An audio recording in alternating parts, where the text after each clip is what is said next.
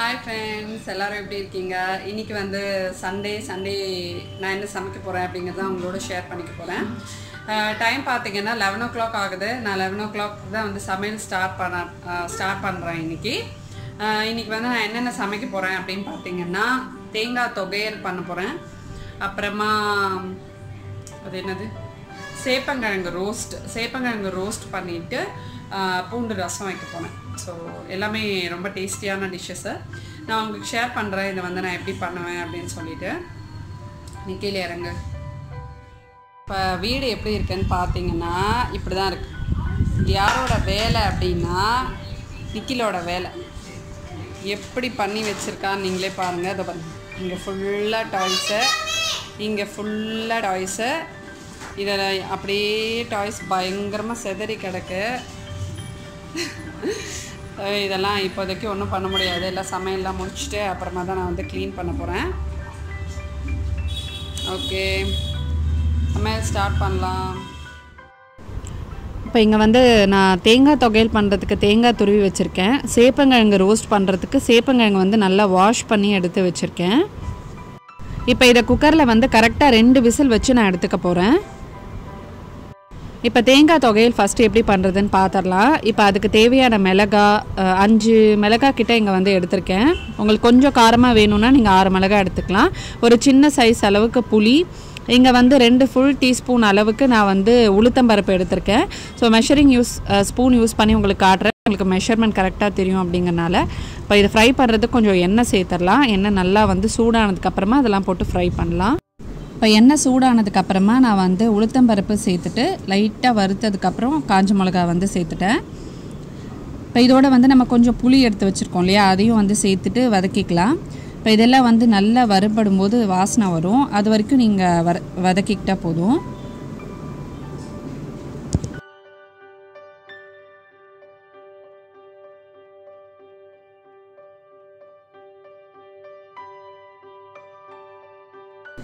இப்போ உளுத்தம்பருப்பெல்லாம் நல்லா colour change ஆகிடுச்சு பாருங்கள். இப்போ நம்ம கொஞ்சமாக இதில் வந்து பெருங்காயத்தூள் சேர்த்துக்கலாம். உங்ககிட்ட வந்து கட்டி பெருங்காயம் இருந்துச்சுன்னா கொஞ்சமாக இந்த ஸ்டேஜில் சேர்த்துக்கலாம். இப்போ சேர்த்துட்டு நம்ம வந்து இதை ஆஃப் பண்ணிடலாம். ஸ்டவ் வந்து ஆஃப் பண்ணிடலாம். ஃபஸ்ட்டு இதை வந்து நம்ம அரைச்சி எடுத்துக்க போகிறோம். இப்போ மிக்ஸி ஜாரில் வந்து உளுத்தம்பருப்பு, மிளகாய், புளி, அப்புறம் அதோடு இந்த தொகையலுக்கு தேவையான உப்பு சேர்த்துட்டு இதை ஃபஸ்ட்டு அரைச்சிக்கோங்க. இது நல்லா உங்களுக்கு அரைஞ்சிடும். அதுக்கப்புறமா வந்து நம்ம தேங்காவை சேர்த்து அரைச்சிக்கும் போது உங்களுக்கு வந்து நல்லா அரைப்பட்டுடும் எல்லாமே சேர்த்து. இப்போ பார்த்திங்கன்னா இது நல்ல பவுடர் அளவுக்கு வந்து அரைப்பட்டுருச்சு பாருங்கள். இப்போ இதுக்கப்புறமா வந்து நம்ம தேங்காய் சேர்த்து இதில் அரைச்சிக்க போகிறோம். தண்ணி வந்து ரொம்ப விடணும்னு அவசியம் இல்லை. ஏன்னா தொகையல் பார்த்திங்கன்னா உங்களுக்கு வந்து கொஞ்சம் கெட்டியாக இருந்தால் தான் நல்லா இருக்கும். தேவைப்பட்டால் மட்டும் கொஞ்சமாக தண்ணி விட்டு நம்ம வந்து அரைச்சிக்கலாம். இப்போ இதையும் சேர்த்து நான் அரைச்சிட்டு உங்களுக்கு நான் காட்டுறேன். இப்போ இந்த மாதிரி இருக்கணும். தண்ணி சேர்க்காமல் கொஞ்சம் கெட்டியாக இருக்குது பார்த்திங்களா. இப்போ அவ்வளோதான், நமக்கு தொகையல் ரெடி ஆகிடுச்சு. இப்போது இதை வந்து நம்ம ஒரு பவுலில் வந்து சேஞ்ச் பண்ணிடலாம். இப்போ நெக்ஸ்ட் ரெசிபி பார்க்கலாம்.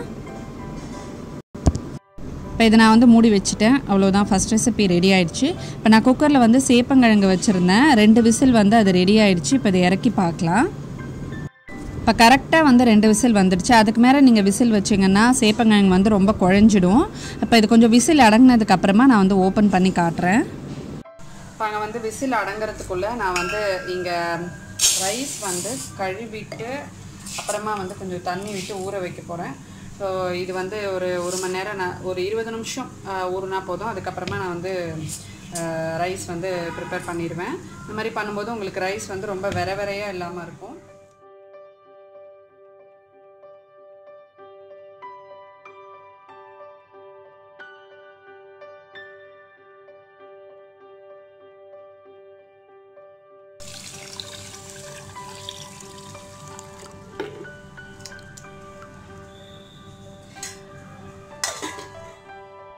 இப்போ சேப்பங்கிழங்கு நல்லா ஆறிடுச்சு. இப்போ தோல் உரித்து எடுத்துடலாம். இப்போ சேப்பங்கிழங்கு வந்து இந்த மாதிரி தோல் உரிச்சிட்டு பாதியாக கட் பண்ணிக்கலாம். இல்லை நீங்கள் வந்து ரவுண்டாக மெல்லிஸாக ஸ்லைசஸாக கூட கட் பண்ணிக்கலாம். இப்போ நான் வந்து ஒரு கடாய் எடுத்திருக்கேன். இதில் வந்து நம்ம எண்ணெய் சேர்த்துட்டு நல்லா சூடு பண்ண போகிறோம். சூடு பண்ணிவிட்டு ஃபஸ்ட்டு இந்த ரோஸ்ட்டை வந்து, அதாவது இந்த சேப்பங்கிழங்கு ரோஸ்ட்டுக்கு ஃபஸ்ட்டு வந்து நம்ம ஃப்ரை பண்ணி எடுத்துகிட்டு அப்புறமா ஸ்பைசஸ்லாம் போட்டு மேரினேட் பண்ண போகிறோம். இப்போ வாங்க நம்ம அதை வந்து எப்படி பண்ணுறதுன்னு ஸ்டெப் பை ஸ்டெப்பாக நான் காட்டுறேன். இப்போ எண்ணெய் வந்து இங்கே சூடாயிட்டு இருக்கு. நான் தேவையானதெல்லாம் ரெடி பண்ணி வச்சுருக்கேன். ஸோ இதை வந்து ஃப்ரை பண்ணிவிட்டு நம்ம ஃபஸ்ட்டு எண்ணெயை வந்து ஃபுல்லாக அப்சர்வ் பண்ணுறதுக்காக ஒரு பாத்திரத்தில் வந்து டிஷ்யூ போட்டு வச்சுருக்கேன், ஒரு வடி பாத்திரத்தில். இது ஒன்றா சேர்த்து நம்ம வந்து அதாவது கொஞ்சம் கலர் மாறி கிறிஸ்பியாக ஆகும், அந்த ஸ்டேஜில் எடுத்துடலாம். ரொம்ப ஓவராக ப்ரௌன் கலரில் ஆகணும்னு அவசியம் இல்லை. உங்களுக்கு லைட்டாக வந்து ஃப்ரை ஆனதுக்கப்புறமா வந்து நம்ம எடுத்துடலாம். இப்போ வந்து ஸ்டேஜ் வரைக்கும் நான் வந்து குக் பண்ணணும்னு உங்களுக்கு காட்டுறேன். இப்போ இங்கே எண்ணெய் வந்து நல்ல சூடாக இருக்குது. இப்போ பார்த்திங்கன்னா உங்களுக்கு நல்ல கலர் சேஞ்ச் ஆகுது பாருங்கள். ஸோ இந்த மாதிரி லைட்டாக வந்து உங்களுக்கு அந்த கலர் சேஞ்ச் ஆகும்போது நீங்கள் வந்து எடுத்துடலாம். இப்போ இதே மாதிரி நான் எல்லாத்தையும் ஃப்ரை பண்ணிவிட்டு உங்களுக்கு காட்டுறேன்.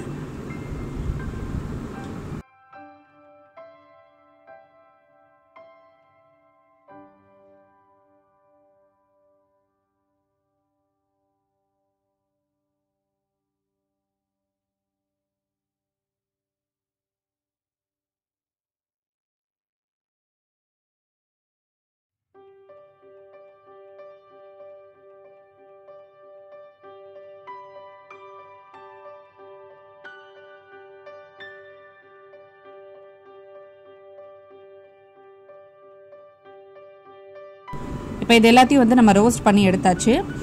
இப்போ வந்து இதுக்கு நான் சில ஸ்பைசஸ்லாம் போட்டு மேரினேட் பண்ண போகிறேன். இஞ்சி பூண்டு விழுதும் சேர்த்து மேரினேட் பண்ணுவேன். இப்போ அதுக்கு தேவையான பூண்டெல்லாம் வந்து நம்ம ரெடி பண்ணிடலாம். இங்கே வந்து நான் கொஞ்சம் கொஞ்சமாக வந்து பூண்டு வந்து உடச்சி வச்சுருக்கேன். இப்போ எனக்கு வந்து சேப்பங்கிழங்கு ரோஸ்ட்டுக்கு அப்புறமா கார்லிக் ரசம் இதுக்கு தேவையான பூண்டெல்லாம் நான் வந்து ஃபஸ்ட்டு ரெடி பண்ணிவிட்டு அப்புறமா வந்து நான் மற்ற ரெசிபீஸ்லாம் ஷேர் பண்ணுறேன். ஸோ இதுக்கு வந்து நம்ம என்னென்ன ஸ்பைசஸ் சேர்க்க போகிறோம் அப்படிங்கிறதையும் கார்லிக் ரசம் வந்து நான் எப்படி ப்ரிப்பேர் பண்ணுறேன் அப்படிங்கிறதையும் நான் வந்து காட்டுறேன்.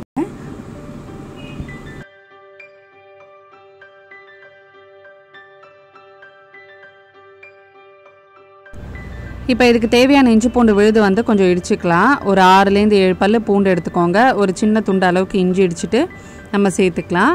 ஒரு டேபிள் ஸ்பூன் இல்லைன்னா ஒரு 3/4 டேபிள் ஸ்பூன் அளவுக்கு இஞ்சி பூண்டு விழுது இருந்தால் போதும். இது வந்து பார்த்திங்கன்னா இந்த சேப்பங்கிழங்கு ரோஸ்ட்டுக்கு நல்ல சூப்பரான ஒரு ஃப்ளேவர் வந்து கொடுக்கும். இப்போ இதில் வந்து நான் டைரெக்டாக சேர்த்துடுறேன். சேர்த்துட்டு அப்படியே அதோடு நல்லா மிக்ஸ் பண்ணிடலாம். இப்போ ஸ்பைசஸ் என்னென்னு வந்து நம்ம பார்க்கலாம். ஃபஸ்ட்டு வந்து ஒரு 1/4 டீஸ்பூன் அளவுக்கு நான் இங்கே வந்து மஞ்சள் பொடி சேர்க்க போகிறேன்.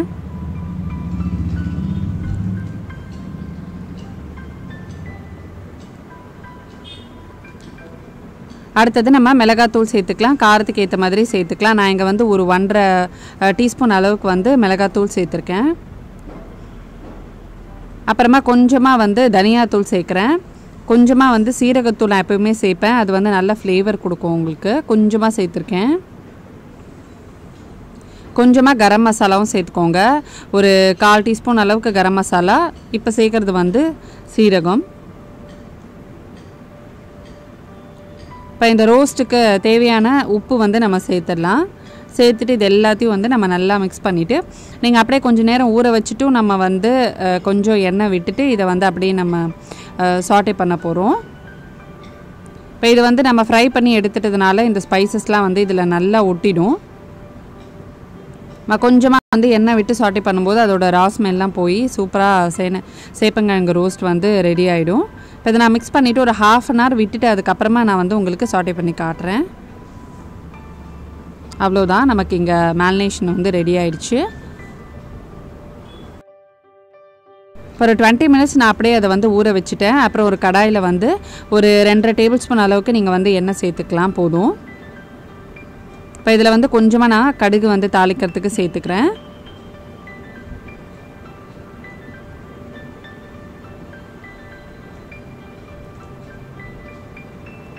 இப்போ இதில் வந்து நம்ம மேரினேட் பண்ணி வச்சுருக்கிற அந்த சேப்பங்கிழங்கை சேர்த்துருங்க. சேர்த்துட்டு நல்லா மிக்ஸ் பண்ணிவிடுங்க.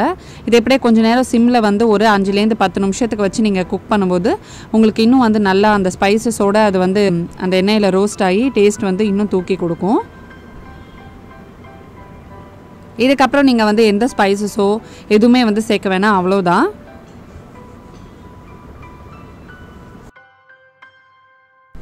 இப்போ இப்போ நான் கொஞ்ச நேரம் மூடி வச்சு குக் பண்ணியிருக்கேன். ஓப்பன் பண்ணி காட்டுறேன் பாருங்கள். ஸோ எல்லா பீசஸுமே வந்து சூப்பராக ரோஸ்ட் ஆகிட்டுருக்கு. ஸோ இதை வந்து நம்ம பாதி பாதியாக கட் பண்ணி போடுறப்போ நமக்கு அதில் எல்லா ஃப்ளேவருமே எல்லா பீசஸ்லுமே வந்து இறங்கியிருக்கும். ஸோ இது நீங்கள் எப்படி எந்த மாதிரி ஷேப்பில் வேணால் கட் பண்ணிக்கலாம். இன்னும் தின்னா கூட நம்ம ரவுண்டாக கட் பண்ணி கூட அது இதே மெத்தட்லேயே வந்து பண்ணலாம். எப்பயுமே வந்து மீடியமில் இல்லை சிம்மில் வச்சு நீங்கள் குக் பண்ணலாம். நான் மீடியம் ஃப்ளேமில் வச்சு குக் பண்ணுறேன். நடுவில் வந்து எடுத்து பார்த்துக்கோங்க. இப்போ இது கொஞ்சம் நேரம் குக் பண்ணிவிட்டு ஓப்பன் பண்ணி காட்டுறேன். அவ்வளோதான், நமக்கு சேப்பங்கிழங்கு ரோஸ்ட் ரெடி ஆயிடுச்சு. ஸோ நிறைய பேர் வந்து இது கொஞ்சம் குழன்னு இருக்கும் அப்படின்னு சாப்பிட மாட்டாங்க. கரெக்டாக வந்து நீங்கள் 2 விசில் வச்சுட்டு ஃப்ரை பண்ணிவிட்டு இந்த மாதிரி ஸ்பைசஸ்லாம் ஆட் பண்ணி பண்ணும்போது இந்த சேப்பங்கிழங்கு ரோஸ்ட் வந்து செம்மையாக இந்த மாதிரி கலர்ஃபுல்லாக வந்து ரெடி ஆகிடும். ஸோ இதை வந்து ட்ரை பண்ணி பார்த்துட்டு எப்படி இருந்துச்சுன்னு சொல்லுங்கள். இப்போ நமக்கு தேங்காய் தொகையல், அடுத்தது வந்து சேப்பங்கிழங்கு ரோஸ்ட் ரெண்டும் ரெடி ஆகிடுச்சு. இன்னும் வந்து நான் கார்லிக் ரசம் மட்டும் பண்ணணும். ரைஸ் வந்து நான் எப்போவுமே சாப்பிட்றதுக்கு முன்னாடி வைப்பேன். ஸோ இப்போது ரைஸ் வந்து நல்லா ஊறிட்டுருக்கு இல்லையா, நம்ம ஒரு சாப்பிட்றதுக்கு ஒரு 1/2 hour முன்னாடி வச்சோன்னா சாதம் வந்து நல்லா பொல பொலன்னு வந்து சூப்பராக குக் ஆகி வரும்.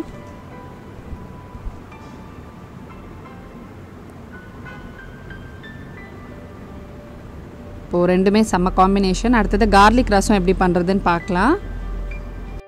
இந்த கார்லிக் ரசம் வந்து நான் சரண்யா பண்ணுற மெத்தடில் தான் பண்ணுறேன். சரண்யா வந்து தனியாக ஒரு வீடியோ வந்து ஷேர் பண்ணியிருக்கா, கார்லிக் ரசம் எப்படி ப்ரிப்பேர் பண்ணணும் அப்படின்னு. அந்த வீடியோவோட லிங்க் வந்து உங்களுக்கு நான் டிஸ்கிரிப்ஷனில் கொடுக்குறேன். ஸோ இது வந்து ஃபஸ்ட்டு தண்ணியில் வந்து கொஞ்சம் புளியும் தக்காளியும் நான் வந்து ஊற வைக்க போகிறேன். இது நல்லா ஊறட்டும். ஒரு மிக்ஸி ஜார் வந்து நான் எடுத்திருக்கேன். இதில் வந்து நம்ம பூண்டு வந்து சேர்த்துடலாம். இதுக்கு வந்து நம்ம தோல் இருக்கிற பூண்டு கூட பரவாயில்ல, சேர்த்துக்கலாம், டேஸ்டியாக தான் இருக்கும். அப்புறமா கொஞ்சமாக கருவேப்பிலை சேர்த்துருக்கேன் நான். இதோட நம்ம வந்து சீரகம் வந்து சேர்த்துக்க போகிறோம். சீரகம் வந்து நான் எவ்வளோ சேர்த்துக்கிறேன்னு உங்களுக்கு வந்து மெஷர்மெண்ட் ஸ்பூன் வச்சே உங்களுக்கு காட்டுறேன். உங்களுக்கு ஃபாலோ பண்ணுறதுக்கும் வந்து ஈஸியாக இருக்கும். இதில் வந்து இது 1 டீஸ்பூன் அளவுக்கு இருக்கிற ஸ்பூன் இது. ஸோ இதில் வந்து நான் ஒரு ஃபுல் டீஸ்பூன் வந்து சேர்த்துட்டு, கொஞ்சமாக நீங்கள் வேணும்னா சேர்த்துக்கலாம். பட் சீரகம் வந்து நம்ம தாளிக்கும் போது கொஞ்சம் சேர்த்துப்பேன் நான், அதனால் இங்கே வந்து 1 டீஸ்பூன் அளவுக்கு சேர்த்துருக்கேன். அப்புறமா மிளகு வந்து பார்த்திங்கன்னா அந்த மாதிரி ஒரு 1/2 டீஸ்பூன் அளவுக்கு வந்து சேர்த்துக்கோங்க. கொஞ்சம் இன்னும் உப்பு காரமாக வேணும் அப்படின்னா 4-5 பல் வந்து நீங்கள் சேர்த்து போட்டுக்கலாம். இப்போ இதோட வந்து ஒரு பச்சை மிளகா சேர்த்து இதை ஃபஸ்ட்டு நம்ம நல்லா அரைச்சிக்க போகிறோம்.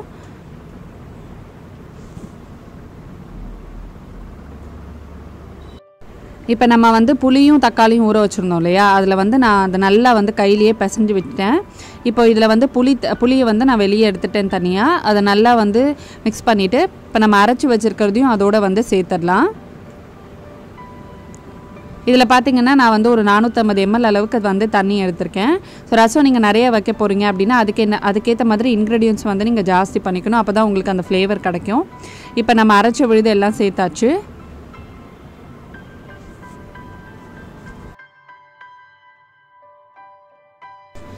இப்போ ரசத்துக்கு வந்து நான் ஒரு கடாய் எடுத்திருக்கேன். ஃபஸ்ட்டு இதுக்கு தேவையானதாக தாளிச்சிட்டு அப்புறம் நம்ம வந்து புளித்தண்ணியோட கரைச்சி வச்சுருக்கிறதெல்லாம் இதில் அப்படியே வந்து சேர்த்துடலாம் தாளிப்போட. இதுக்கு வந்து நான் ஒரு 2 டீஸ்பூன் அளவுக்கு வந்து நெய் எடுத்துக்கிறேன். நெய்யில் வந்து நம்ம அதாவது தாளிக்கும் போது ரசத்துக்கு எப்போவுமே நல்ல வாசனையாக இருக்கும். இது வந்து கொஞ்சம் நெய் கொஞ்சம் எண்ணெயும் சேர்த்துக்கலாம் நீங்கள். இப்போ இங்கே நெய் வந்து நல்லா சூடாகட்டும்.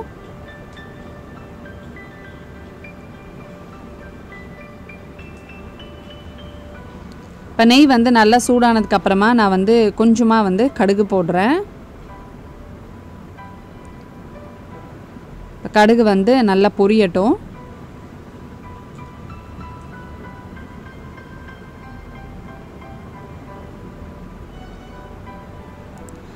இப்போ கடுகு நல்லா பொரிஞ்சதும் இதில் வந்து கொஞ்சமாக சீரகம் சேர்த்துக்கோங்க. நான் அரைக்கும் போதே கொஞ்சம் சேர்த்துருக்கேன். இப்போ தாளிப்புலையும் கொஞ்சம் சேர்க்கும் போது இன்னும் நல்லா வாசனையாக இருக்கும்.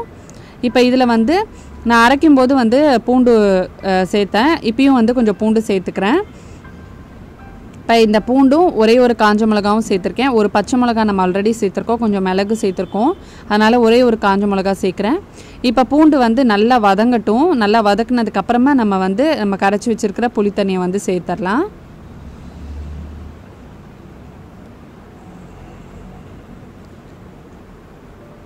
சில பேருக்கு வந்து பூண்டு அரைச்சி விட்டு செஞ்சால் பிடிக்கும். இதில் நான் அரைச்சும் விட்டுருக்கேன். கொஞ்சம் எனக்கு வந்து அந்த பூண்டு ரசத்தில் இருந்தாலும் ரொம்ப நல்லாயிருக்கும், பிடிக்கும். அதனால் நான் இந்த மாதிரி கொஞ்சமாக ஃப்ரை பண்ணிவிட்டு அதுக்கப்புறமா நான் வந்து நம்ம கரைச்சி வச்சுருக்கிற இந்த புளித்தண்ணியை சேர்த்துட்டோம்.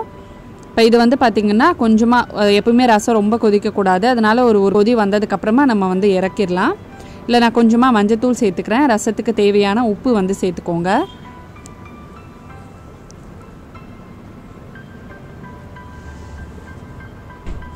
நான் உப்பு வந்து சேர்த்துட்டேன். ஸோ அதை வந்து நான் இதில் மிஸ் பண்ணிட்டேன் ஷூட் பண்ணுறதுக்கு. பட் நான் மென்ஷன் பண்ணியிருக்கேன், நீங்கள் உப்பு சேர்த்துக்கோங்க.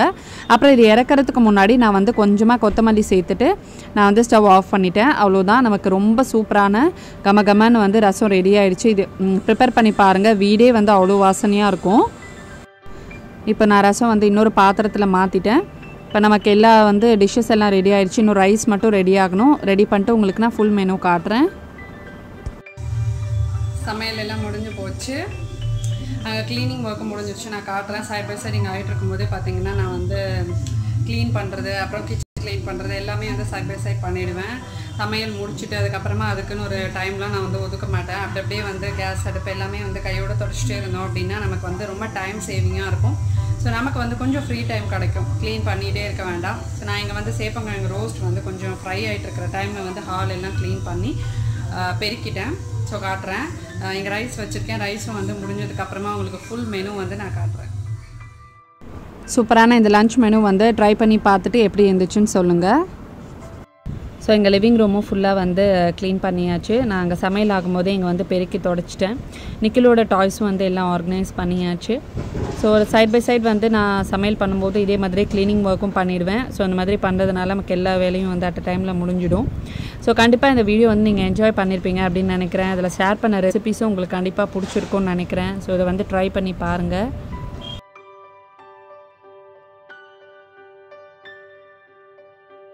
இந்த வீடியோ உங்களுக்கு பிடிச்சிருந்துச்சுன்னா எங்கள் சேனலை லைக் பண்ணி சப்ஸ்கிரைப் பண்ணுங்கள். இன்னொரு இன்ட்ரெஸ்டிங்கான யூஸ்ஃபுல்லான வீடியோவில் உங்களை நான் மீட் பண்ணுறேன். அது வரைக்கும் பாய் ஃப்ரெண்ட்ஸ்.